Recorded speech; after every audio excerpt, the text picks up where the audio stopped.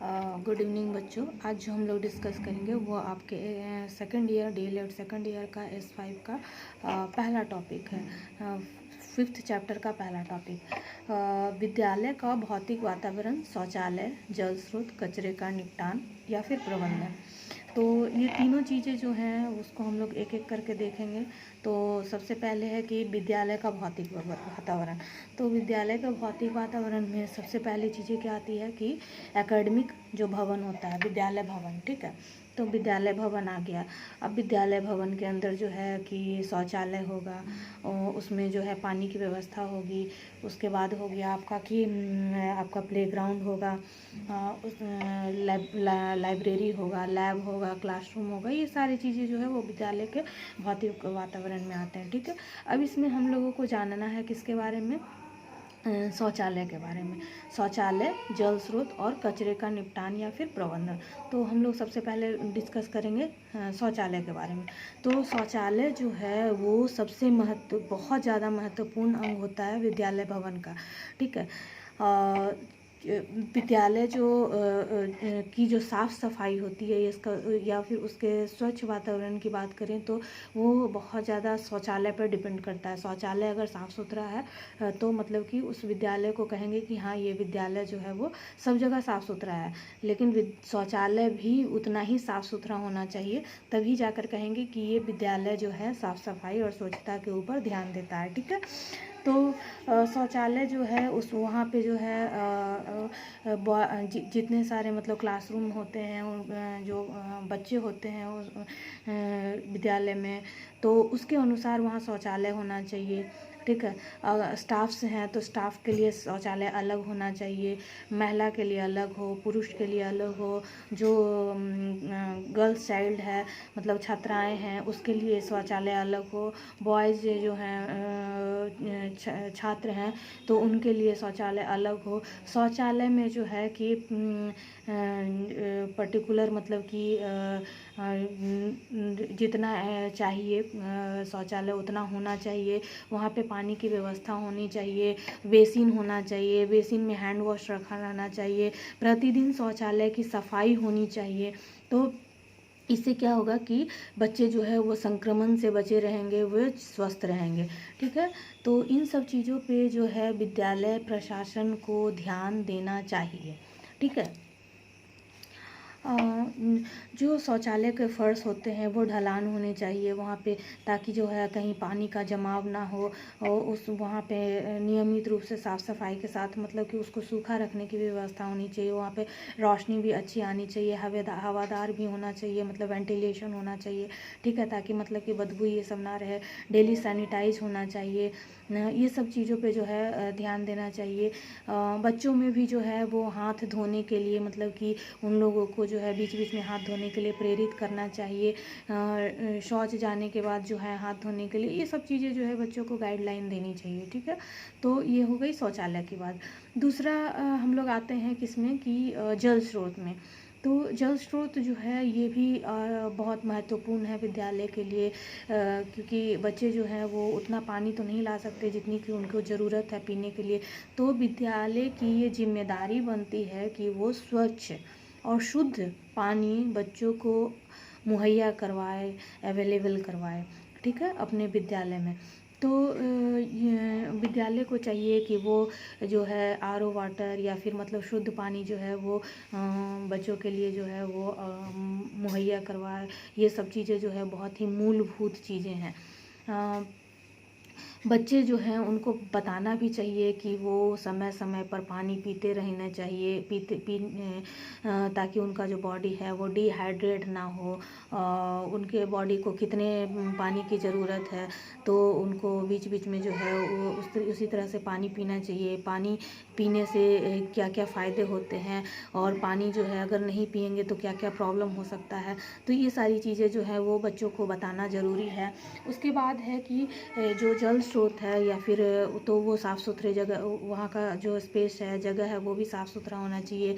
वहाँ पे काई लगाना ना रहे, ताकि जो बच्चे जो है वो वहाँ गिर ना जाए। उनका मतलब कि जो ड्रेनिंग सिस्टम है वो अच्छा होना चाहिए, इधर उधर पानी ना फैले।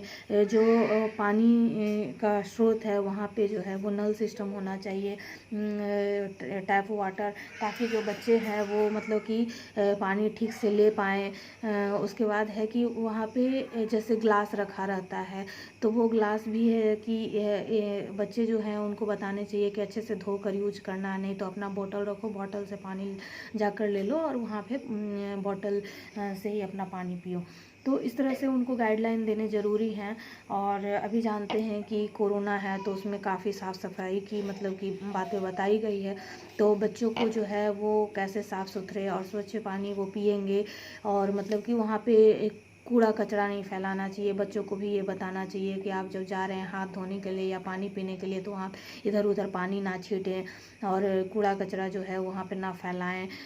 पानी का जो वहाँ पे जमाव ना हो, वहाँ पे ढलान रहना चाहिए, वो अच्छे से ड्रेनिंग रहना चाहिए, ताकि सिस्टम रहना चाहिए ताकि जो पानी है वो अच्छे से ड्रेन में चले जाए। और पानी जो है वो बर्बाद ना हो। जिस तरह का जैसे अनयूज्ड पानी है, तो जैसे आरओ का है, अनयूज्ड पानी जो साइड से निकलता है उसको धोने के लिए यूज कर सकते हैं विद्यालय को, या फिर कहीं पोछा मारने के लिए यूज कर सकते हैं, या फिर पौधों में पानी देने के लिए भी जो वहाँ से पानी निकल रहा है वेस्ट होकर के, उसको ऐसे उसको पौधों में ये किया जा सकता है, व्यवस्थित किया जा सकता है, नालियाँ बनाई जा सकती है कि वो पौधों में जा कर के जो है वो जाएं और मतलब कि वो पौधों को पटाएं। ठीक है, तो इससे क्या होगा कि पानी का वेस्ट भी नहीं होगा। और बच्चों को भी बताना चाहिए कि पानी का जो है अत्यधिक मतलब कि पानी को वेस्ट ना करें, आपको जितना ज़रूरत है उतना ही पानी को आप यूज कीजिए, क्योंकि हमारे पृथ्वी पे हमारे पीने लायक जो पानी है वो 3% ही है, और वो बहुत मुश्किल से मिलता है। ठीक है, कहीं कहीं है जो उनको वीडियोस दिखा करके या फिर कहानियाँ सुनाकर बताना चाहिए कि कहीं कहीं लोगों को हमारे ही भारत देश में जो है वो कितनी पानी की दिक्कत है। जैसे कि बहुत सारे मतलब कि मध्य प्रदेश के इलाके हैं या फिर महाराष्ट्र के, राजस्थान के, गुजरात के, आप उनको ये मूवी भी दिखा सकते हैं जो बहुत ही मतलब नेशनल अवार्ड से नवाजा गया है, जल। तो जल एक मूवी बनी है, वो उसमें भी दिखा सकते हैं। देखकर बच्चों को समझ में आएगा, वो अपने आप समझेंगे कि पानी जो है वो कितनी महत्वपूर्ण चीज़ है।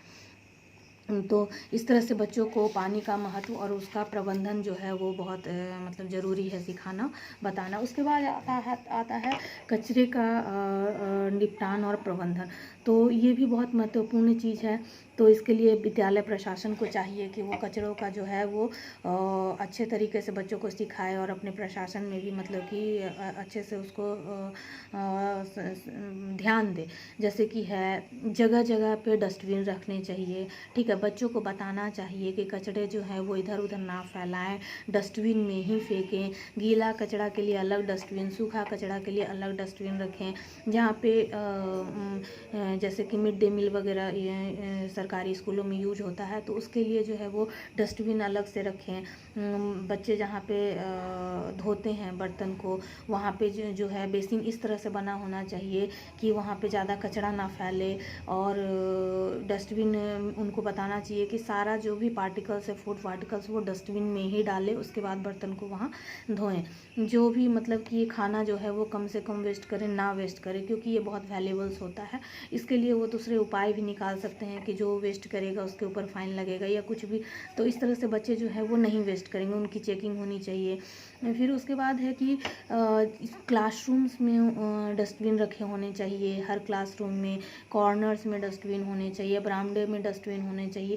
इससे क्या होगा कि बच्चे जो है वो डस्टबिन में ही डालेंगे। ठीक है, छोटे जो बच्चों के क्लासरूम है उस वहाँ पे ये सब चीज़ों का ज़्यादा ध्यान देना चाहिए। और बच्चों में जो है हैबिट्स को डेवलप करना चाहिए कि बच्चे जो है वो सतर्क रहें।